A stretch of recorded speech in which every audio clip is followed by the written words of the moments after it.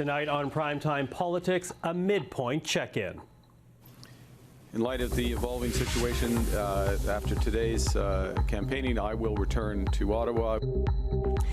The Liberal leader continues to enjoy big leads in the national polls, buoyed by his response to the Trump tariffs and threats.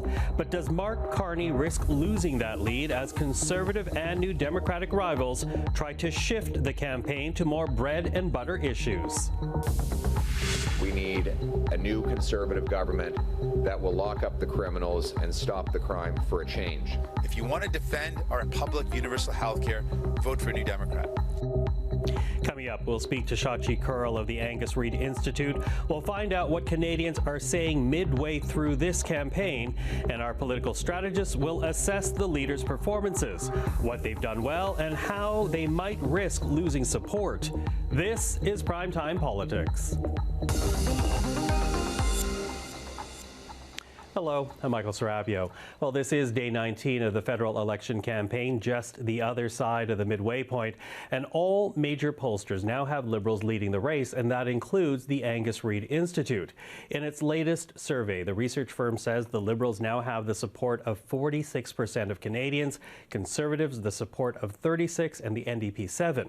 And when you look at the three biggest provinces with the most seats available, while Liberals have a double-digit lead over Conservatives in BC, Ontario, and Quebec, and in Quebec, a 7-point lead over the Bloc Québécois. Now, this lead also carries over in the major city centres of Vancouver, Montreal, and the Greater Toronto Area. Shachi Kurl is the president of the Angus Reid Institute. I spoke to her about these numbers earlier today. The urban voter story is really often the story of these elections. There is no deliverance in Parliament unless you can deliver the GTA, unless you can deliver Metro Vancouver, Greater Montreal, the big urban centres. And it's not just the cities, because in many cases you're dealing with regions and collections of cities. And Michael, let's just talk about how much things have changed in the last 4 months. End of December last year, you had the Conservatives leading, in some cases 2-1 or more than 2-1 over the Liberals in those urban areas. And so when you're in that strong of a position, knowing that the Conservatives have often struggled in urban areas, they were really sitting in places where not only were they going to pick up the suburbs, but they had the potential to break through in the downtown cores of some of these cities. It was really quite unprecedented. 4 months later, the script has entirely been flipped, right? It's just totally topsy-turvy. The Liberals now way ahead, the Conservatives chasing second place, and the NDP. And a big part of this story is the extent to which the NDP vote has really collapsed and has migrated to the Liberals. Yeah, migrated to the Liberals. And when you look at those, the city numbers alone, it's staggering. And in the Toronto case, because there's always the two scenarios of Toronto, the 416, the city itself, and the surrounding 905. But, you know, how committed are Liberal voters, though? Because those numbers, again, if you're a Liberal, you're encouraged by that. But, you know, we've seen Pierre Poilievre be able to draw thousands of people to his rally. So clearly there's a commitment to that camp. Can the Liberals say the same? No, the Conservative base is so motivated, so enthusiastic, and so committed not only to Pierre Poilievre as leader. They really like their leader, but they're also committed to change. To them, the prospect of a fourth Liberal term is anathema, right? Like, they cannot stand this idea. So if it was, I like to joke, if it was legal for them to vote twice, they would do it, right? Like, they would vote as many times as they legally could. With the Liberals, it's a tale of two stories here. There's a good news story and a bad news story. The good news story is that 60% of would-be Liberal voters now say that they are committed in their vote, and that represents an increasing trend. It's trending in the right direction. At the beginning of March, that number was only about 40%. Then it moved to 50%. Now it's at 60%. The Liberals are going to be looking to continue to try to convert that vote. The problem, of course, is that means that nearly 2 in 5 of their voters are not fully locked in and committed. And that could go a couple of different ways on the party. They could find that they start to lose some of those voters back. There's an inevitability factor. If people really believe that the Liberals have this locked, they may feel more emboldened to vote their conscience rather than vote strategically. There's a lot of people who just might not show up to vote. You know, we have to figure out what the flaky factor is with some of these uncommitted voters. So those are two of the pieces that now we have to start parsing, not just who's voting for whom, but who's actually going to vote. Yeah, and that becomes, as you say, the Liberal challenge. But, you know, on the flip side, when you look at the Conservative number, 36%, you know, and when you look at the last few weeks, 36, 38, the range in which the Conservatives are hitting right now, in a normal time, would deliver them government. Yeah. But right now, if they are to overtake the Liberals or get into government, they not only have to overtake them, they have to overtake them and then some because of the efficiency of the Liberal vote. Which makes me wonder about favorability. And, you know, let's take a look at the favorability right now, because we obviously, as we look at this graph, you know, Mark Carney is doing very well in terms of favorable numbers. Pierre Poilievre, not so much. So talk to us about the challenge that presents for the Conservative leader if he wants to win this election. It's very challenging within the timelines that Pierre Poilievre has. Pierre Poilievre has basically been Pierre Poilievre for the better part of 18 months, 2 years. You know, what you see is what you get with this guy. And whereas I think a lot of strategists and political watchers thought that he might change, he might become a little more leaderly, a little bit less scrappy in his political approach and shtick. We haven't necessarily seen that. He's the same scrappy guy on the campaign trail. That's a word to use. On the other hand, you know, Mark Carney is benefiting from this unprecedented halo effect. Like they love him for everything now. They love him. Voters are giving him the advantage on who they see as best prime minister, best to handle Trump, best to deal with tariffs. There was another pollster that said that they were giving Mark Carney the benefit on canceling the carbon tax, even though, like, what did Pierre Poilievre campaign on for all of this time? So with the time that's left, it's really challenging. Pierre Poilievre is running out of time, and I'm not sure he even wants to redefine himself in a way to improve his favorability numbers, which have been sitting at a net negative almost as long as he has been leader, if not as long as he has been leader. Carney, on the other hand, seems to have come from nowhere in many ways, not somebody that Canadians knew, not someone who was defined, but they are defining him, and they are saying that they like what they see. Mm-hmm. So we're at this point, the midpoint of the campaign. What are you watching out for then?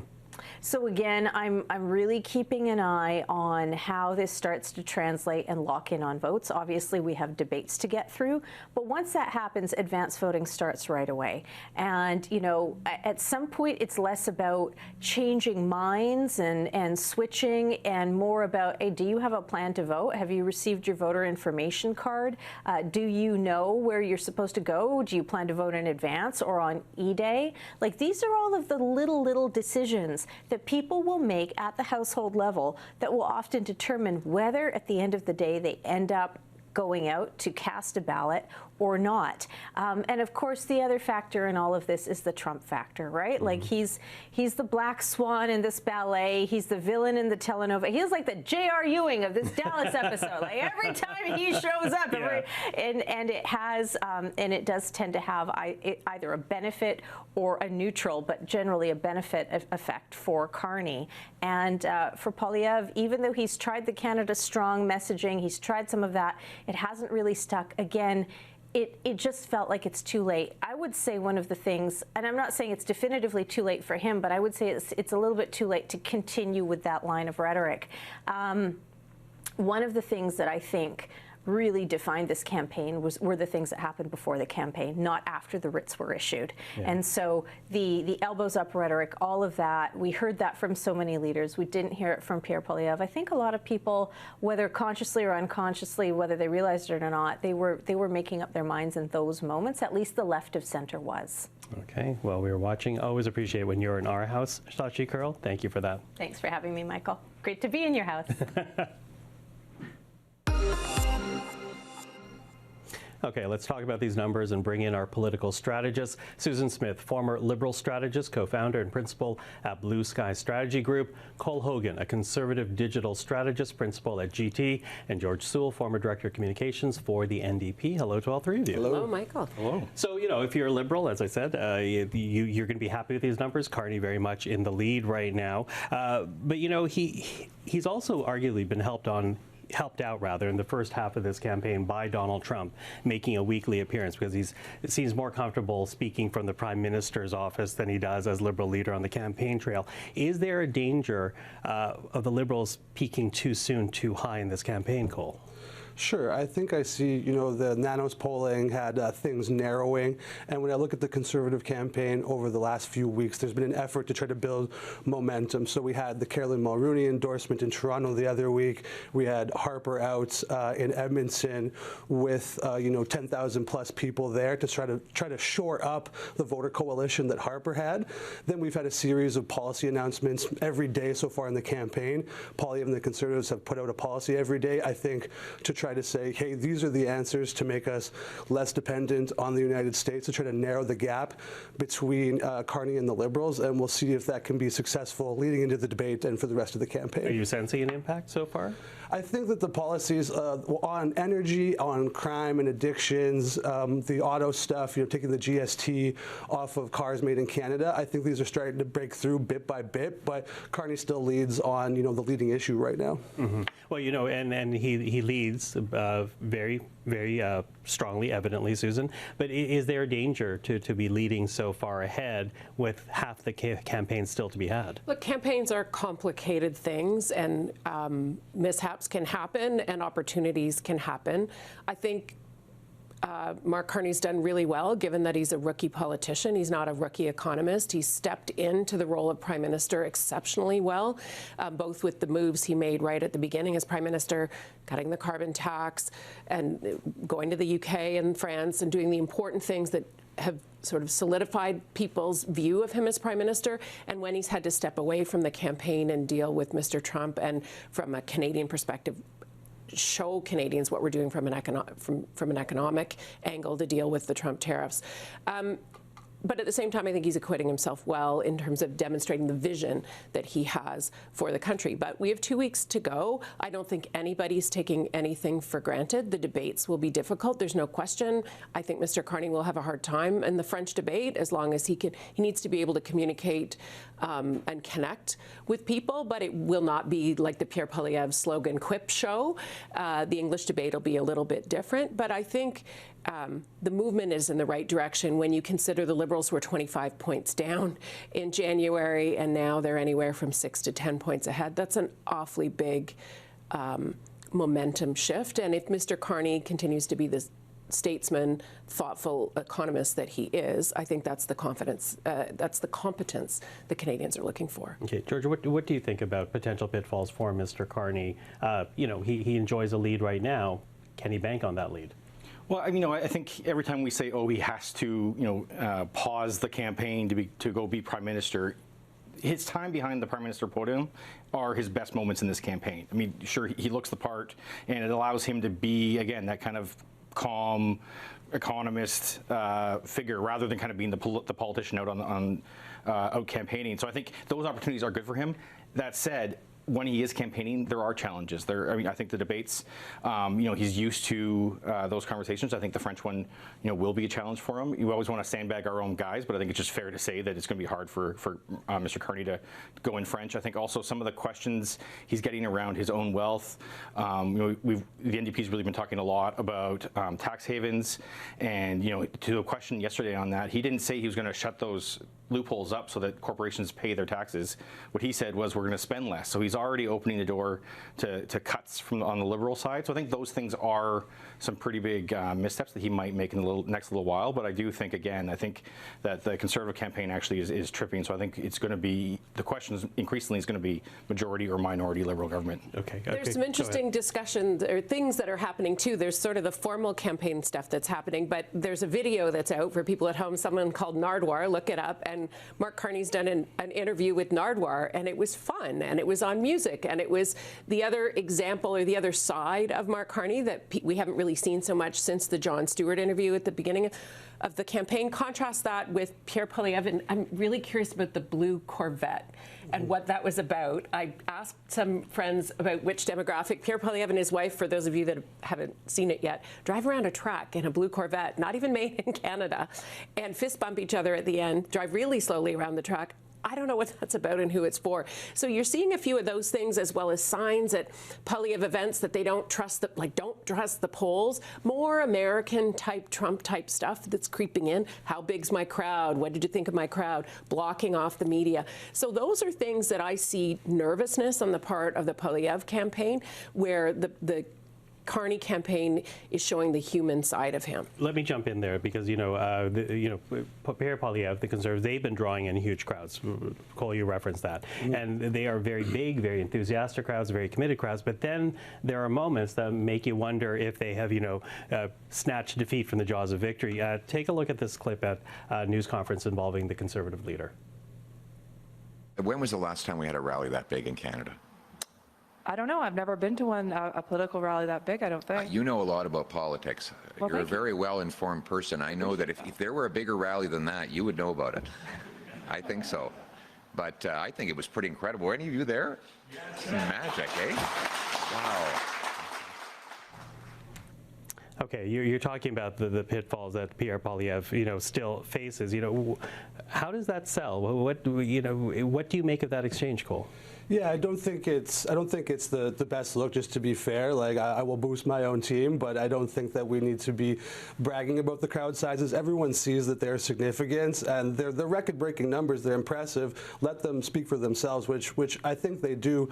And, on the points of the people that showed up in the hoodies, the "Do you believe the polls" hoodies, I don't know whose idea that was. It certainly wasn't the Conservative Party's. I don't condone it. And you can sit there and debate the polls all you want, but everyone else will be out there campaigning. Okay, but to the clip that we just heard from the Conservative leader, what do you make of that? On the protester? Yeah, well, not the protester, the exchange that just happened in terms of asking a reporter to comment on how large the crowd size actually is. Yeah, I don't think it's a good thing to lead with. Like, I don't think you need to ask a reporter questions about did you see the rally and how significant it was. Like, yeah, we all saw it. We all know how big it was. And do those people, the 50,000 people that have went to these rallies across the country so far, like they appear to be motivated voters. Does something like that motivate people that we need to bring into the camp and voters that we need to access, or does it turn them away? So we'll see how that plays out during the campaign. But I think the rally should just speak for themselves. Okay, Susan? Two really strange moments on the campaign trail for Mr. Poilievre so far this week. One, did you see my crowd size? We've all heard Donald Trump ask that question. Kind of weird. It's kind of creepy. But there was another incident where a reporter was trying to ask a question, penned in a small 8x8 pen quite a ways away from Mr. Poilievre, and he claimed she was a protester, and she said, "No, I'm a reporter trying to ask a legitimate question." So this is a lockdown campaign that has no national media on the plane or the bus. They are hand choosing the 4 questions that Mr. Poilievre is getting, and I don't think that's a good look for someone who wants to be the Prime Minister of the country. When you're the Prime Minister, you have to be able to deal with whatever comes at you, question-wise, challenge-wise, problem-wise. And if you are so scripted that you can't handle a freelance question, I think that's worrisome. George, what do you say to all that? Well, I think that's exactly right. I think we've seen the way that he spoke to a woman journalist, and kind of like does size matter, and kind of flirting almost on. But obviously, with that power dynamic, it's super condescending, and it's weird because it's a lesson he should have learned from Mark Carney, who started off the campaign with some of those flubs. And I think that's what's happening with the Conservatives. I think that they're really just locking down on their base, right? So no question, these rallies are massive, but it's those folks, and that's it. He's not expanding his coalition. If anything, he's letting the kind of more moderate ends of that peel off. And so the running the campaign is going to make the base feel really, really good until election night when you don't win. Okay. Well, not to use that as a segue, but I also want to talk about the NDP.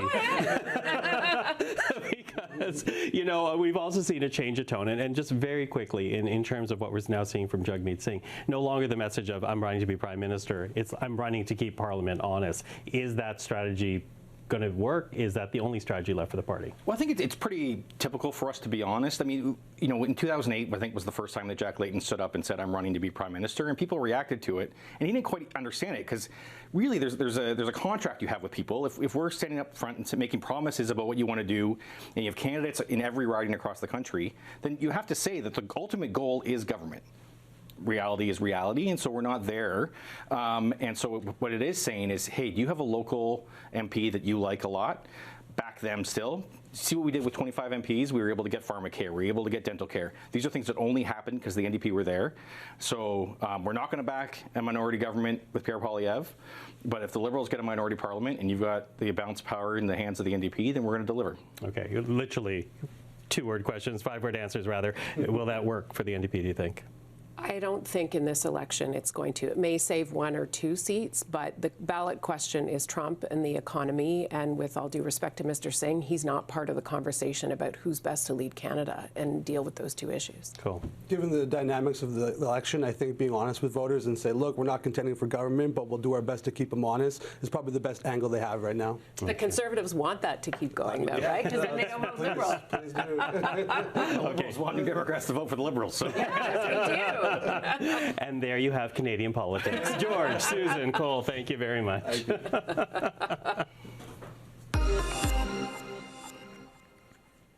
Well, a former Liberal Attorney General has been raising some eyebrows recently. Irwin Cotler, who served in Paul Martin's cabinet, saying he will vote for his local Liberal candidate in Montreal, even though there is a sign for the local Conservative candidate on his lawn, and even though he turned to social media recently to endorse a Bloc Québécois candidate in Lac-Saint-Jean, saying Alexis Brunel-Duceppe was an outstanding member of Parliament whose candidacy deserves the public's support. Well, to talk about what is happening, we're now joined by Irwin Cotler, former minister, these days international chair of the Raoul Wallenberg Center for Human Rights. Mr. Cotler, always good to see you. Thank you for being here. Not at all. Pleasure to see you, Michael. Listen, I think it's fair to say that you have surprised a number of people, Liberals, for endorsing Alexis Brunel-Duceppe, the BQ candidate, really MP for the riding of Lac-Saint-Jean in the last 2 parliaments. Why the decision to endorse him? Well, I know Alexis well. I've worked with him on major human rights issues. He's been an exemplary member of Parliament. He's been a leading voice for human rights, both domestically and internationally. We've worked together with regard to political prisoners, and I've always felt that it's important for Parliament to have these human rights voices.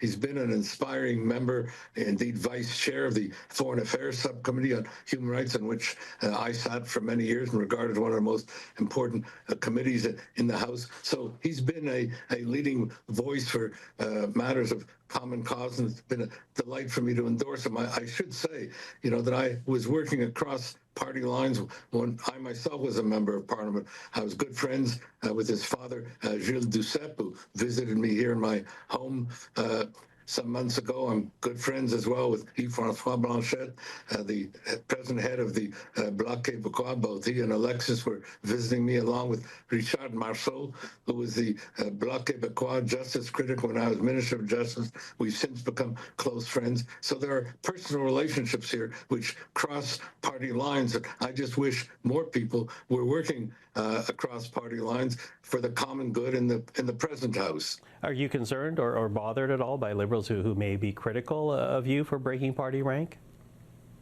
No, I haven't broken party ranks. I'm endorsing a particular candidate. It's not, for me, a breach of party ranks. And at this point, in my retirement from politics, I'm, as you mentioned, international chair, Raoul Wallenberg Center for Human Rights. The issues that concern me are human rights cases and causes, matters of political prisoners and the like. That's where I've been involved. For me, that's above politics. Even when I was a member of Parliament, I felt it was important to put a principle above party. There were times when I voted with the opposition, even against my own party. Not often. Most of the time I was, in line with our party. But for me, the main issue always was, what is the public good? And I'm the trustee of the people. I'm the trustee of the members of my riding, which was, I used to call it a kind of rainbow riding because of the multiplicity of minorities and the like. And so it was important to both work across party lines and to work on behalf of those cross-cutting issues in my own riding when I was MP. Mm-hmm. Now, as you say that, your name has actually also been linked to 2 candidates running in the same riding of Mount Royal, Liberal Anthony Housefather and the Conservative candidate Neil Oberman. What's happening there? Well, I've supported Anthony Housefather. He was my former student. We became colleagues and friends.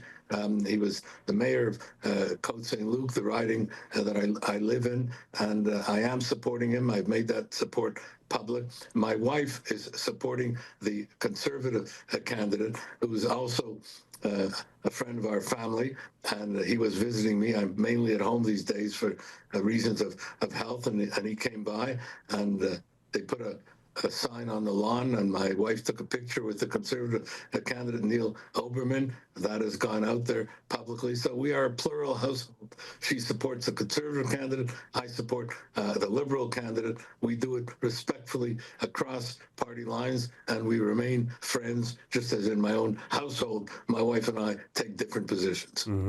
Well, you know, which is interesting in this time, considering how polarized politics are these days. But, you know, Mr. Cotler, before we're done, Donald Trump has taken so much oxygen out of this race, and before his inauguration, arguably, we would have had a more normal campaign. Talking about human rights and foreign affairs, there are still 3 weeks left in this campaign. What issues do you hope the parties debate before the campaign is done?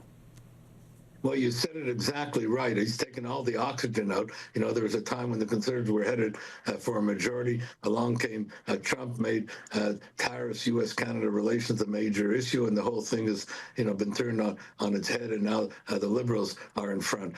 Regrettably, I've not seen much on issues of foreign policy and human rights, and those have been my concerns, whether it be justice in Ukraine, whether it be the genocide in Sudan, whether it be what I call the Iranian sevenfold threat, whether it be political prisoners, whether it be issues regarding the Middle East. So I'm looking to see where the candidates and the parties stand on the principal foreign policy and human rights issues before I make my own determinations on national grounds. So for the time being, as I said, and you put it correctly, I've endorsed, you know, 2 individual MPs, but have not yet made a final determination on a national level. And I regret that those issues that I've mentioned to you have been overtaken with Trump taking out all of the oxygen. I'd like to see where the parties and the leaders stand on those issues that I've mentioned. Yeah, well, we're a week away from the debate. We'll see if they emerge in that debate. But for now, Mr. Cotler, Irwin Cotler, thank you for this. Always appreciate the time.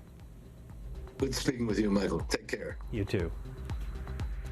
And that is our program for this Thursday. I'm Michael Serapio. For everyone here at CPAC, thank you for watching. Primetime Politics is back tomorrow evening. Until then, take care.